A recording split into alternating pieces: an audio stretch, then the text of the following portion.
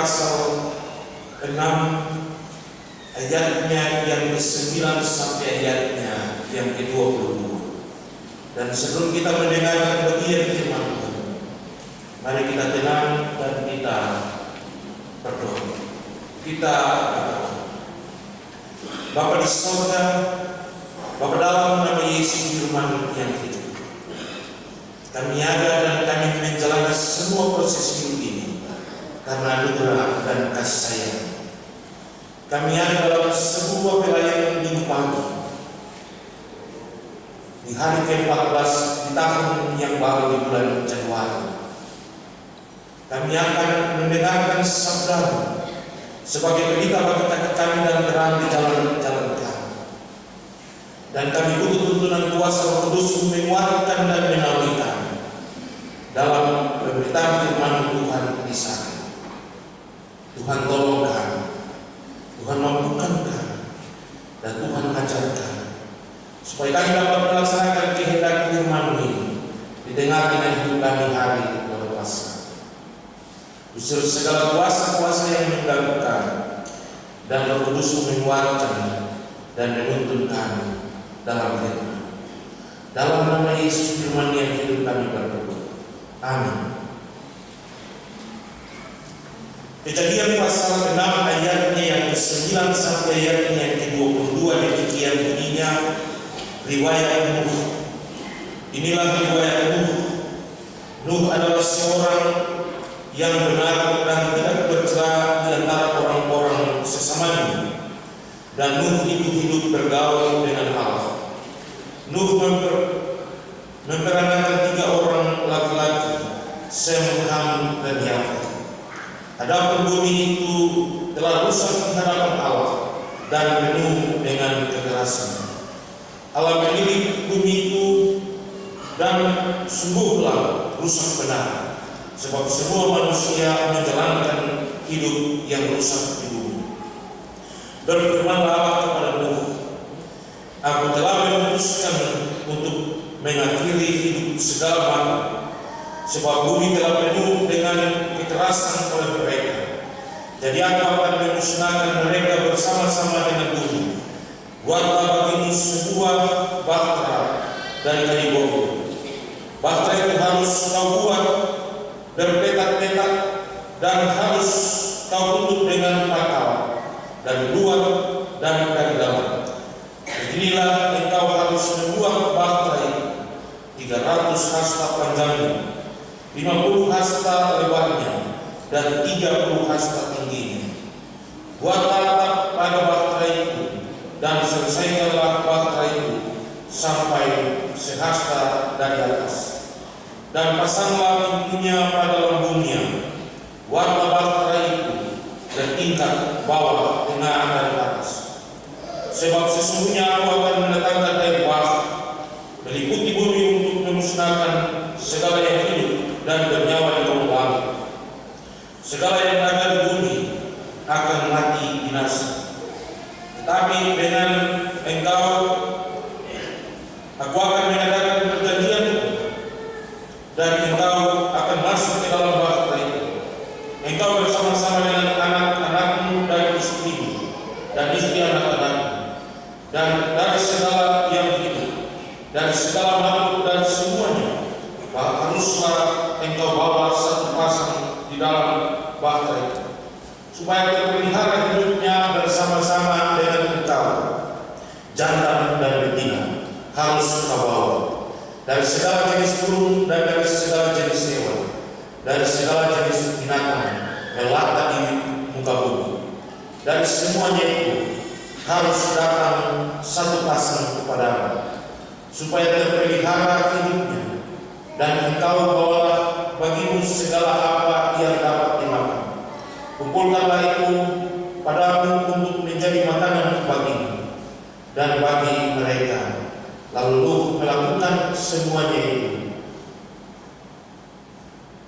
tepat seperti yang diperintahkan Allah kepadanya, demikianlah dilakukannya. Yang berbahagia kita semua yang mendengarkan bagian firman Tuhan dan mau memperlakukannya dengan hidup kita hari lepas hari.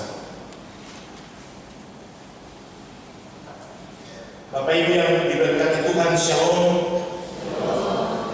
Kita ada dalam sebuah sukacita yang bisa kita nikmati bersama di hari ini, tanggal 14 Januari 2024, dalam sebuah sukacita.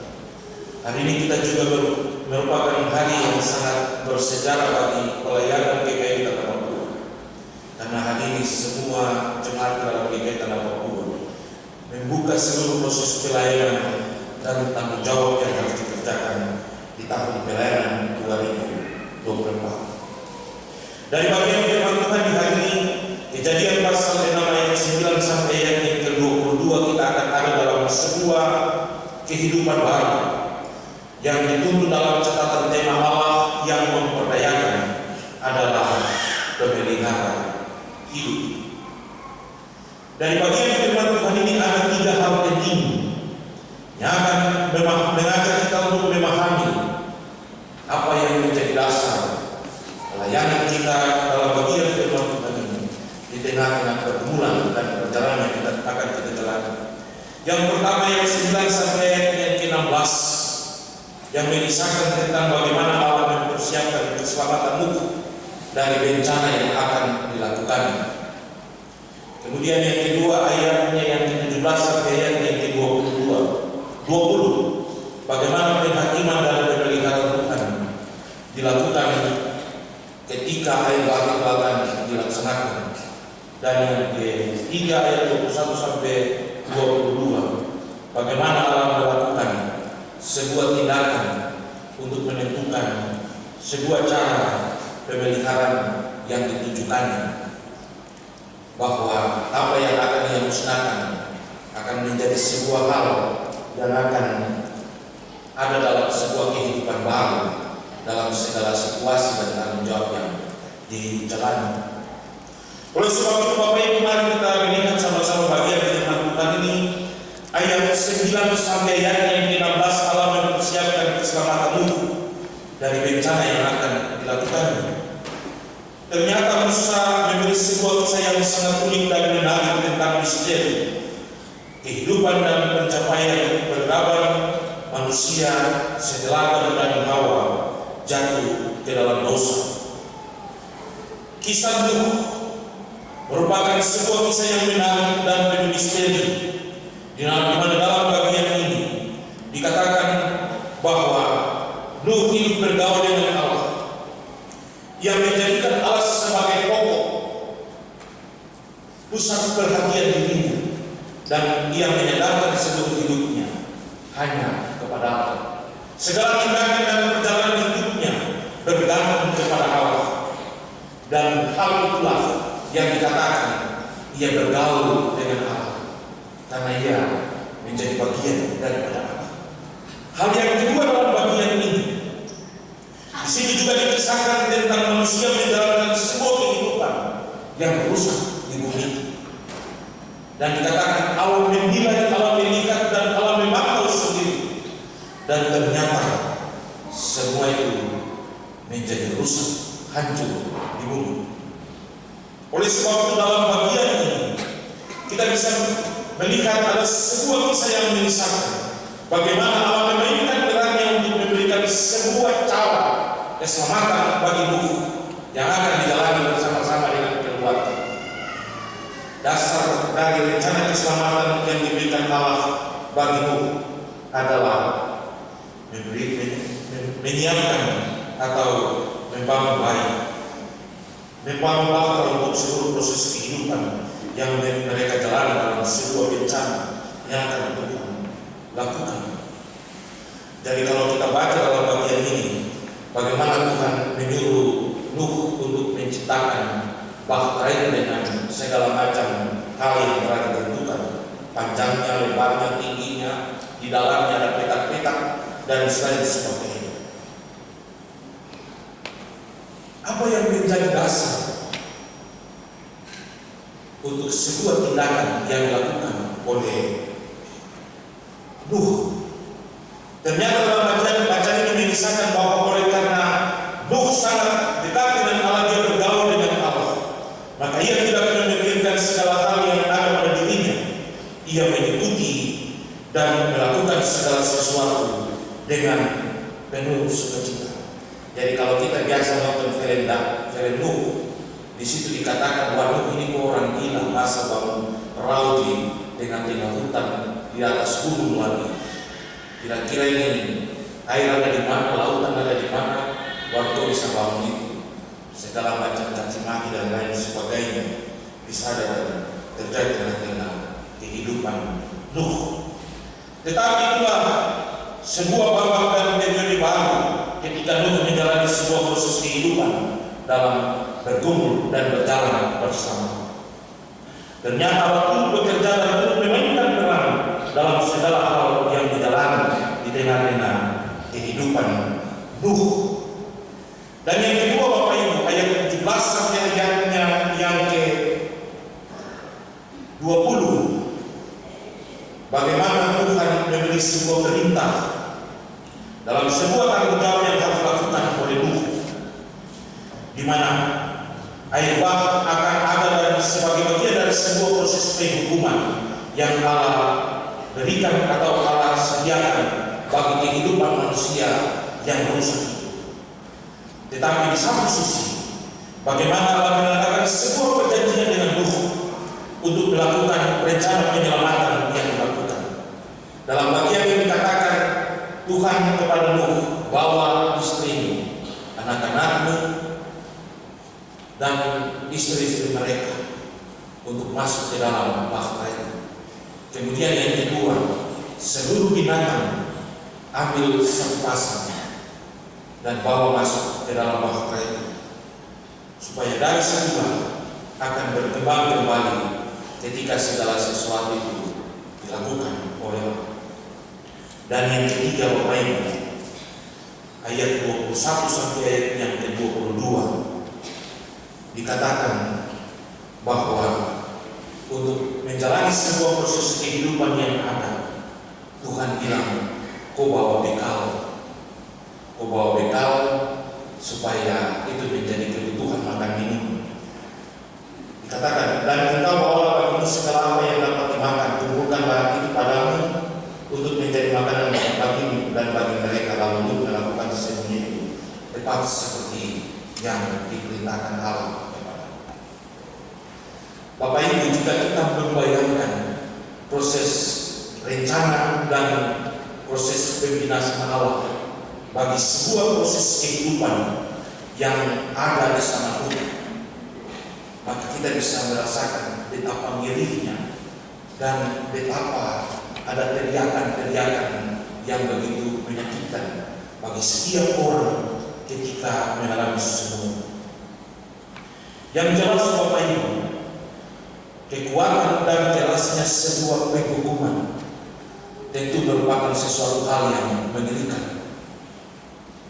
Kalau kita disiksa dengan cambuk saja, tidak mungkin kita diam, pasti kita akan berteriak karena mengalami sebuah kesakitan yang luar biasa.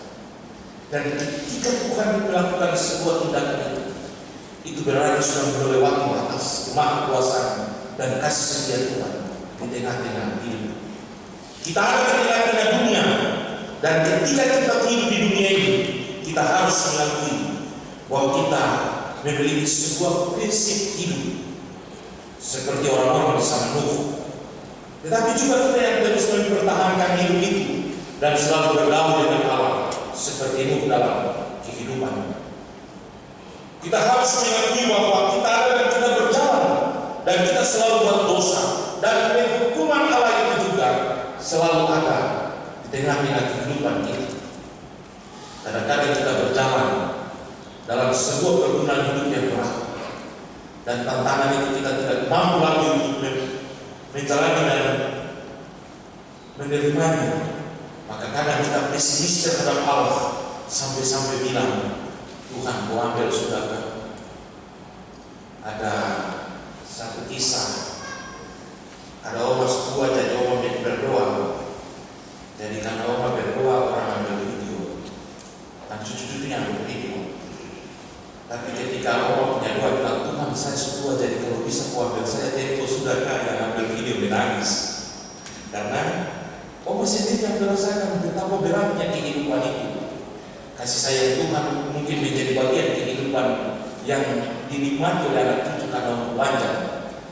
Tapi sebuah proses kehidupan Oma juga berasa bahwa Oma sudah tak sanggup lagi. Jadi Oma bilang, wah ambil saya terus. Itulah sebuah proses kehidupan.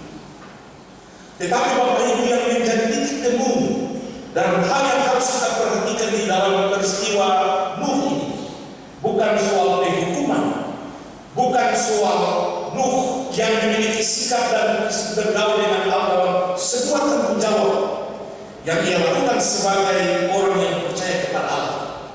Tetapi dalam bagian ini Tuhan mau melihat sebuah karya pemberdayaan yang dilakukan olehnya terhadap Nuh. Karena dalam cerita ini dikatakan Nuh bergaul erat dengan Tuhan. Tuhan akan menghukum seluruh bumi.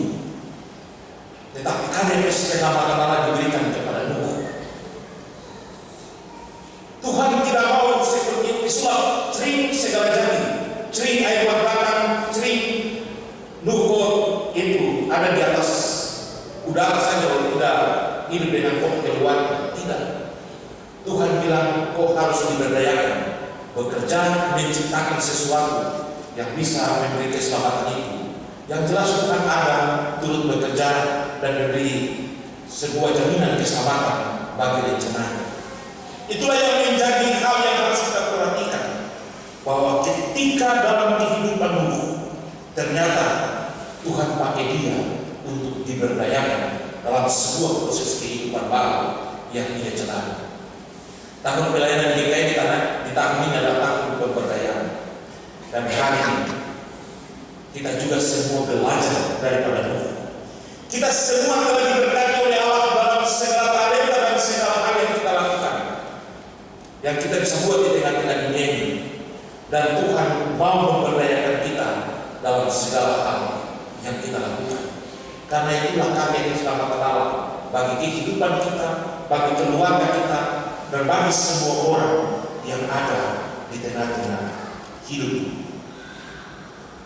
Tuhan akan turut memainkan peran dalam segala kehidupan kita. Tinggal bagaimana kita belajar daripada Nuh, mau bergaul dengan dia atau tidak, supaya penghukuman itu ada dan terus ada. Tapi jalan kedua itu Tuhan pasti berikan sebagai bagian dari karya pemberdayaan bagi kita di tengah-tengah dunia. Kita ada dalam dunia kerja kita masing-masing, baik itu pegawai negeri, pegawai swasta, buruh-buruh kasar, petani, nelayan, tukang ojek, sopir taksi, dan semua apa yang bisa kita buat. Tapi ketika kita benar-benar memahami bahwa kita diberdaya oleh Tuhan untuk melakukan segala sesuatu, maka semua itu akan aman dan baik-baik saja. Kita perhatikan ayat 22. Lalu Nuh melakukan semuanya itu tepat seperti yang diperintahkan Allah kepadanya. Demikianlah dilakukannya. Itu sebuah proses ketaatan yang dijalani dan dilakukan oleh Nuh. Maka dari hasil akhir dari semua yang ada, pada akhirnya ia dan keluarganya diselamatkan. Bapak Ibu mengawali seluruh proses kehidupan di tahun 2024, orang semua ini berkah. Terada yang ingin mendapat hukuman, karena dikatakan hukuman itu tetap hukuman dan keras, serta menjadi bagian yang begitu menyakitkan bagi kita. Mau atau tidak mau kita akan terima dan mencari semua hukuman kalau kita buat salah. Tapi hari ini firman Tuhan dia bilang, belajar daripada Nuh, bahwa Tuhan telah memperdayakan kita untuk memelihara kehidupan kita. Saya selalu bilang, hidup ini akan menjadi indah jika kita sendiri yang menciptakan hidup kita itu menjadi indah. Kalau kita tahu kebenciannya, pasti kita akan menerima kebencian itu. Masa saya benci majelis jemaat tidak benci saya, dong sayang saya, tak mungkin. Karena saya yang pertama tahu benci itu menjadi bagian hidup saya. Oleh sebab itu, ciptakanlah hidupmu sendiri menjadi lebih baik, karena kita sendiri yang akan menikmati kehidupan itu. Bergaullah dengan Allah dan berikanlah kesempatan Allah memberdayakan kita untuk memelihara kehidupan kita, karena yang menikmati kehidupan kita adalah diri kita sendiri. Dan akhir dari semua ini juga akan kita pertanggungjawabkan di hadapan Allah. Maka semua orang akan menghadap Allah dan bertanggungjawabnya, supaya Tuhan yang menentukan sebuah proses kehidupan baru bagi semua orang. Oleh sebab itu, mari Bapak Ibu, kita menikmati kehidupan ini, bahwa Tuhan telah menganugerahkan kita dalam sebuah karya keselamatan. Tuhan telah memberdayakan kita dalam kehidupan rumah tangga kita, dalam kehidupan pekerjaan kita, dan dalam perjalanan kita masing-masing. Seandainya Nuh itu dia hidup sendiri-sendiri, pasti dia bilang, saya ini paling hebat, bisa bikin perahu, bisa bikin bangkai yang besar, dan yang bangkakan itu saya siap, dan saya sendiri yang itu. Bukan dia bilang, tapi dia bergaul dengan Allah, dan dia tahu apa yang Allah buat untuk dirinya. Kalau kita jauh daripada Allah, maka kapan Allah akan bilang untuk kita apa yang menjadi tujuan dan pedoman hidup kita ke depan? Tapi karena setiap hari kita bergaul dengan Allah, maka Allah akan bertindak dan melakukan apa yang bisa kita lakukan untuk menikmati hidup itu. Karena dialah sumber pemelihara hidup itu. Dialah yang memberdayakan kita di tengah-tengah hidup ini. Dan dialah yang membuat kita ada dalam sebuah proses hidup yang harus kita jalani. Tuhan mata tak buta. Tuhan yang tahu segala-galanya. Orang bilang dalamnya laut dapat selami, tapi dalamnya hati tidak bisa diselami. Tapi Tuhan bisa menyelami dan mengetahui segala hati dan pikiran kita di tengah-tengah hidup ini. Jadi walaupun kita menciptakan hidup itu menjadi baik, tapi Tuhan bilang, yo untuk semua orang lihat, tapi kok hati terbaik tidak sama sekali.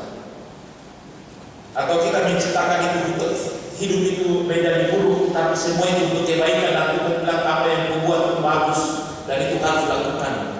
Karena Tuhan sendiri sudah bilang dalam Alkitab, menjadi orang Kristen itu orang yang dibenci di dunia ini. Jadi kebaikan yang kita buat, orang tetap menganggap bahwa kita itu terbaik. Tapi kalau kita pertahankan semua itu karena kasih dan anugerah Tuhan, maka Tuhan akan membuat yang terbaik di tengah-tengah hidup kita. Yakobus pasal 5 ayat 11, sesungguhnya aku menyebut mereka berbahagia adalah mereka yang bertekun sabar dan setia, dan akhir dari semua itu Tuhan memberi yang luar biasa bagi kita. Mari kita pulang untuk menikmati hidup ini. Tuhan sudah gratis di tahun 2024. Kita punya tugas menjalani, memberikan hidup ini diperdayakan oleh Tuhan untuk memelihara hidup ini. Hidup kita akan menjadi baik ketika kita menciptakan sebuah kehidupan yang baik. Kalau tanam mangga yang biji mangga yang kecil, dia punya buah juga pasti kecil. Tapi tanam pohon mangga yang bijinya besar untuk menciptakan buah mangga yang besar, pasti baik. Karena tidak mungkin tanam buah mangga hisap baru isinya atau buahnya menjadi mangga goreng. Tak mungkin, kita mangga hisap. Jadi mari membiarkan banyak yang biji yang bagus-bagus Tuhan supaya Tuhan kasih yang banyak. Kalau yang sedikit-sedikit juga sedikit. Kalau yang murka juga Tuhan bilang murkanya itu lebih luar biasa. Kalau minggu kemarin kita bilang bicara tentang Kain dan Habel.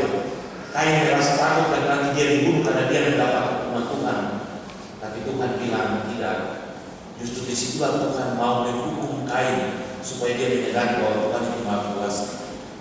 Tetapi orang yang membunuh Kain, Tuhan bilang kau akan dapat ganjaran 7 kali lipat. Dan itu juga menjadi bagian dari sebuah proses perjalanan kita yang akan kita jalani. Ciptakanlah hidupmu sendiri, karena nanti hidupnya akan dinikmati oleh dirimu sendiri, bukan orang lain yang menikmati hidup. Paling orang lain bilang memang ini dia hidup bagus, karena dia menciptakan hidupnya menjadi bagus. Kalau kita cuma iri hati, kebencian menjadi bagian. Tuhan memberkati kita, biarlah kita diberdayakan oleh Tuhan dalam hidup kita, dalam kerja kita, dalam segala hal.